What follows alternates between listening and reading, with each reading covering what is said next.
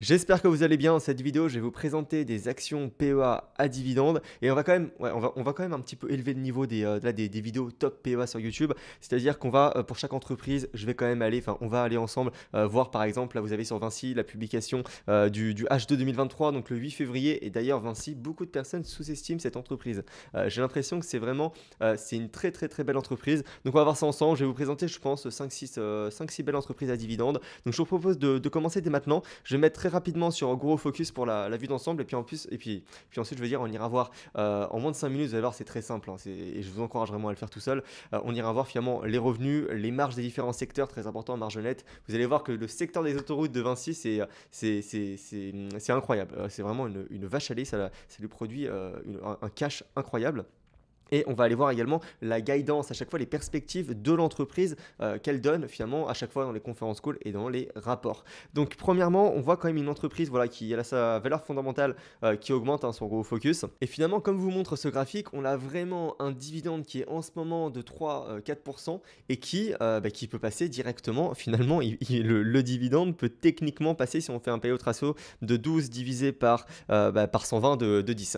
Donc voilà, parce qu'en fait là, vous voyez, Vinci, il a généré sur la période en 2023 12 euros par action et il en a redistribué seulement 3,5. Et quand vous avez une action qui cote à 120 et que vous avez 3,5 finalement euros en dividende, divisé par le prix, hein, 120, ça fait 3%. Donc on a bien le rendement du dividende qui est voilà, de 3,54, mais c'est parce que j'ai pas mis exactement les virgules. Mais comme vous pouvez voir, on a vraiment généré sur la période 7 milliards, d'accord, de free cash flow, et on en a redistribué seulement 2,29 en dividende. Donc le dividende, premièrement, il est totalement safe, c'est-à-dire qu'on voit bien qu'il y a une énorme marge de manœuvre, on peut vraiment augmenter ce dividende.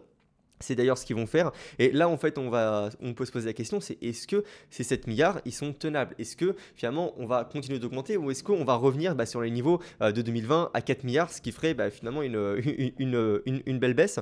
Et ça, c'est de le dire tout simplement dans le conférence call, donc on va voir ça ensemble. Et deuxièmement, ici, le dividend yield. Donc ça vous donne tout simplement historiquement le yield qu'il y avait sur Vinci, et on voit qu'on est quand même plutôt bien. Donc au niveau du dividend yield, on est vraiment bien. Alors je vous propose d'aller voir très rapidement la présentation. Donc voilà, alors Vinci Autoroute, en fait tout est bon, voilà, tout est bon. Tous les trucs, strong revenu, tout est vraiment bon, voilà, fort revenu, solide. Donc on est vraiment là-dessus, on est vraiment bon.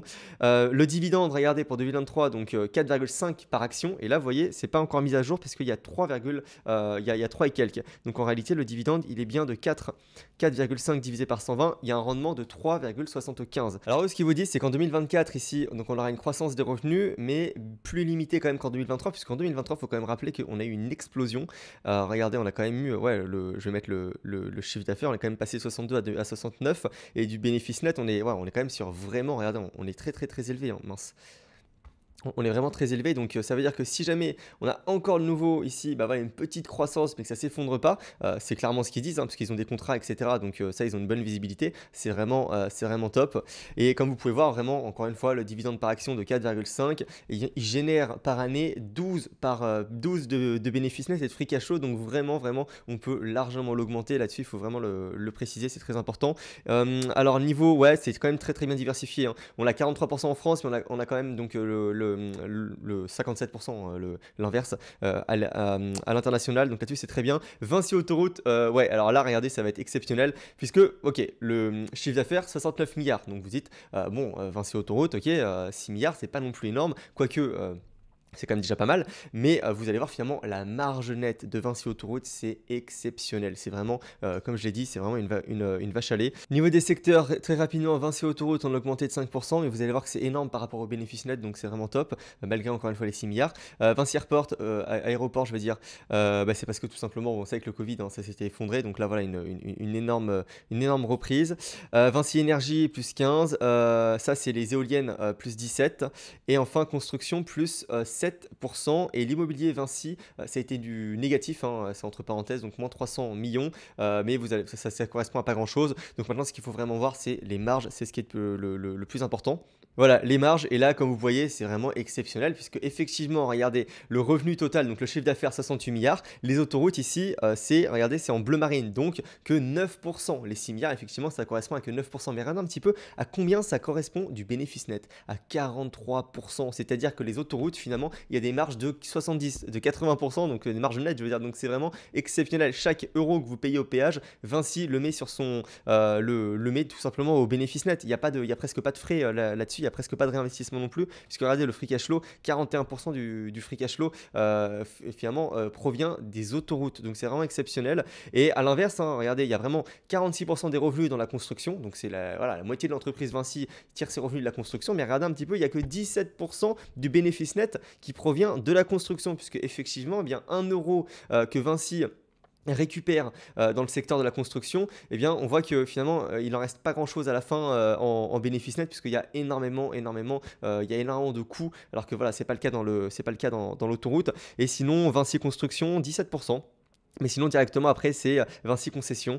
Et après, c'est 18%. Ouais, 18%, c'est énergie. Voilà, Vinci Énergie ensuite. Donc, pour ce qui est de la guidance 2024, bah écoutez, voilà, on n'aura pas on n'aura pas de mauvaise surprise. On n'aura certainement pas de bonne surprise non plus. Mais on l'a, comme vous avez vu, finalement, on va avoir un bénéfice net finalement en 2024 qui sera à peu près comme celui de 2023. Voilà, tout va bien se passer. Et le dividende, bah voilà, quand même 4,5 dollars par dividende. Avec, encore une fois, je le répète, c'est super important de comprendre ça. C'est qu'on a quand même 12 dollars euros, je veux dire, de disponible sur la période. Donc encore une fois, ce dividende est très très safe. Et puis bah après, sinon, rapidement, je vais vous mettre, avant de passer à une autre action, je vais vous mettre vous voyez le PE, finalement, voilà, ça vous fait un peu de 14. Donc on est historiquement finalement assez bien valorisé sur cette entreprise, un dividende très safe. Et après le seul petit, non c'est pas un problème, mais chez Vinci, quand vous travaillez chez Vinci, vous avez pas mal de, comment dire, de l'équivalent de stock-based compensation, c'est-à-dire que vous avez une rémunération en actions, et comme vous pouvez voir, le nombre d'actions finalement, il a tendance à légèrement augmenter puisque Vinci donne pas mal d'actions à ses employés. Mais c'est pas un problème, quoi, voilà. Bon, alors, et ça, si, c'est du fait d'acquisition, hein, ça n'a rien à voir. Mais là, par exemple, vous voyez, quand les actions augmentent légèrement, voilà, c'est Vinci qui, encore une fois, donne des actions à ses employés. Alors, est-ce qu'on se mettrait pas un petit Total Energy là pour la prochaine? Alors, attendez, hop, je vais ouvrir le slide. Non, ça c'est Ok. Bon, attendez, je vais faire un cut. Ok, c'est bon, ça c'est affiché. Donc là, on est vraiment sur une présentation de qualité, hein. Pétrole d'un côté, énergie verte de l'autre. On a tout de suite compris dans quoi on s'embarque. Alors, je vais directement me mettre sur le plus intéressant. Alors, total, je vais commencer par la fin parce que voilà, c'est ça, il y a le cash flow location. Donc, on voit bien que c'est vraiment chez Evil, priorité au dividende. Deuxièmement, le capex, donc le réinvestissement. Troisièmement, le bilan toujours en bonne santé. C'est impératif chez une pétrolière, surtout quand il y a des phases quand le baril baisse et que le réinvestissement augmente. Là, vous faites vraiment c'est pas cool.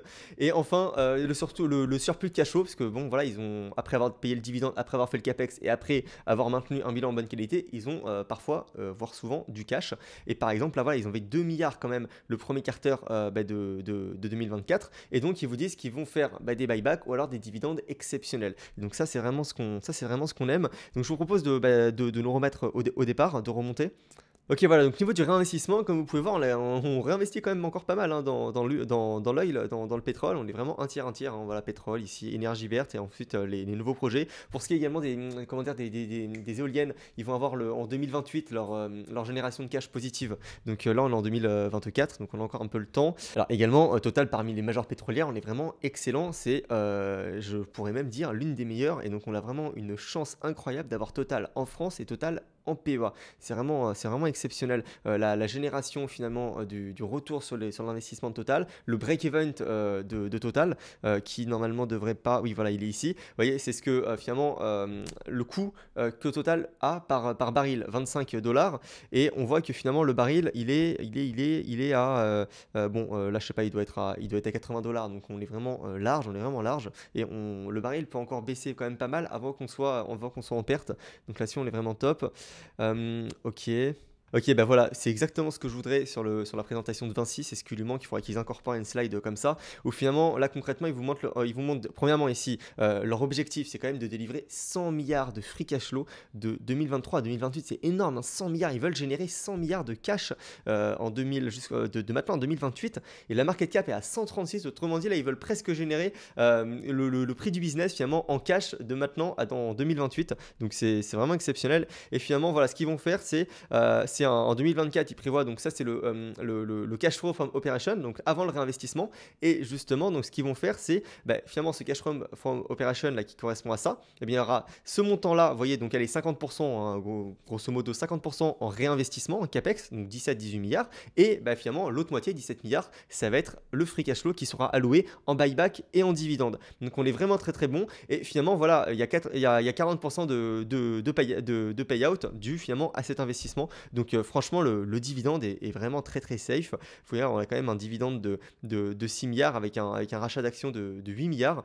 Donc il y a plus de rachat d'actions que de dividendes. Ils vont peut-être de nouveau l'équilibrer ou à l'inverse, mais quoique, quoi qu'il en soit, je veux dire. Là, on a quand même du 7 plus 8,12. On a quand même du 15,12. Oui, il y a du 15,12 divisé par 136. On a un rendement, finalement, vraiment un retour aux actionnaires de 11% aujourd'hui sur Total, qui, selon eux, finalement, va premièrement se maintenir et légèrement augmenter. Écoutez, je vous propose de passer du tout au tout et on va s'intéresser à une small cap, donc vraiment une pépite qui s'est effondrée. En fait, c'est Piscine des Joyaux, donc qui fabrique des piscines. Et le problème, c'est qu'avec les réglementations sur l'eau, la pénurie d'eau, les réglementations finalement voilà, que l'État peut mettre sur cette entreprise, eh bien, l'action s'est complètement effondrée. Donc, alors là, voilà, donc là, il est là le risque, et enfin, il est là-dessus, je veux dire, le risque, mais on se retrouve avec donc une valorisation à 145 millions, donc une petite entreprise, c'est quand même 145 millions, mais regardez, en fait, au bilan, on a, enfin, un bilan déjà, un bilan exceptionnel. On a 117 millions d'equity, c'est-à-dire que quand vous achetez le business là en bourse à 145 millions, grosso modo, vous payez l'equity, vous payez vraiment le prix, les capitaux propres de l'entreprise. Et on a surtout, regardez, on a 80 millions de cash. On a 50% du prix du business qui est sous forme de cash. C'est-à-dire que demain, Piscine des Joyeux peut très bien faire un dividende, par exemple, de 50%, ou alors elle peut faire un rachat d'actions de 50%, ou alors elle peut réinvestir à peu près où elle veut. Elle peut dégainer voilà, du cash pour acheter un concurrent. Du jour au lendemain, donc là-dessus on est vraiment top. Et sinon au niveau des cash flows, voilà, on était à 21 millions au plus haut et là on a un petit peu baissé, mais ce qui n'empêche que ça vous donne quand même, si je prends 9,35 divisé par 145 millions, ça vous donne un rendement quand même de 6,4% avec ce tout petit free cash flow là de 2023. Et sinon il n'y a pas d'earning, hein. Je crois qu'il n'y a personne qui suit ce dossier au niveau des analystes, même sur Quarter, les comment dire, j'arrive pas à trouver les slides, etc. Faut vraiment aller sur le site. Et là, pour une vidéo là, comme ça rapide, je vais pas pouvoir aller sur le site. Mais je vous encourage à aller jeter un coup d'œil si ça vous intéresse et si vous avez les compétences pour lire un rapport, etc. Allez-y, franchement, ça vaut vraiment ça vaut le détour. Et parce que vous voyez, rien que si on revient sur les 21 millions de 2021, ce qui n'est pas non plus. Voilà, normalement, on devrait être en croissance. Hein, donc, on devrait dépasser ce niveau. Mais si on revient juste à ce niveau, on a quand même un rendement au moins de 14-15%. Donc, c'est vraiment pas mal. Et rappelez-vous encore 80 millions de cash au bilan, donc voilà, on peut vraiment, enfin on est vraiment large, on est vraiment large. Et le risque, comme je l'ai mentionné au début, c'est vraiment si jamais on a vraiment une pénurie d'eau, si par exemple si l'État commence à taxer les piscines des particuliers, les particuliers vont moins acheter de piscines, etc. Et par contre le positif, c'est que il y a une corrélation qui est quasiment parfaite entre le nombre de millionnaires, je veux dire, et le nombre d'achats de piscines. Et étant donné que le nombre de millionnaires explose hein, dans le monde et en France, etc. Donc finalement, là-dessus, on peut être sur une trend qui est plutôt pas mal. Donc voilà pour Piscine des Joyaux. Alors, j'allais vous parler de Veralia, mais je l'ai déjà abordé dans ma vidéo d'hier, donc allez la voir si vous êtes intéressé par Veralia. Mais c'est une entreprise qui, voilà, une petite small cap aussi, de 2 milliards de market cap, qui vous donne un dividende de 5-6%, une croissance toute petite de 2%, mais il y a quand même une croissance qui, normalement, j'ai vu, on pourrait se débrouiller de peut-être aller chercher les 3% de croissance, même si le management, il est catégorique là-dessus, il a bien précisé que c'était 3% de croissance dans les années qui vont venir, mais bon, on peut peut-être aller chercher un petit peu plus. Et sinon, étant donné qu'ils font un PE trasso de 50%, on se retrouve donc finalement avec un PER voilà, de 8-10, donc franchement, on est pas mal sur Veralia. C'est vraiment une entreprise, voilà, vraiment, encore une fois, fonds de portefeuille, vous avez un rendement assez safe de 5%, et puis puis voilà, vous laissez ça dans le temps. Et pour ce qui est de Pernod Ricard, bon, finalement là-dessus c'est pareil, j'ai déjà fait des vidéos, donc analyse de conférence call du business de Pernod Ricard. Donc si l'entreprise vous intéresse, allez les voir, puisque là voilà, j'ai pas envie de vous faire des analyses de merde. Là, je vois des personnes qui comparent les marges EBITDA, les marges nettes et tout. Oh, ça faut pas, hein, les amis, franchement c'est pas comme ça qu'on investit en bourse, faut quand même être sérieux. Vous pouvez pas vous permettre de... En fait, les personnes qui connaissent pas trop l'investissement, ils disent oh le mec trop bien, il s'est comparé une marge EBITDA, une marge nette, etc. Mais c'est pas ça de l'investissement. L'investissement, c'est vous allez dans les rapports, vous allez dans l'entreprise, vous comprenez le management, vous comprenez la stratégie d'acquisition, etc. Le reste c'est vraiment du bullshit. Mais après c'est la facilité. Vous voyez, je pourrais faire 10 vidéos par jour en analysant, je veux dire des bilans sur TradingView, quoi.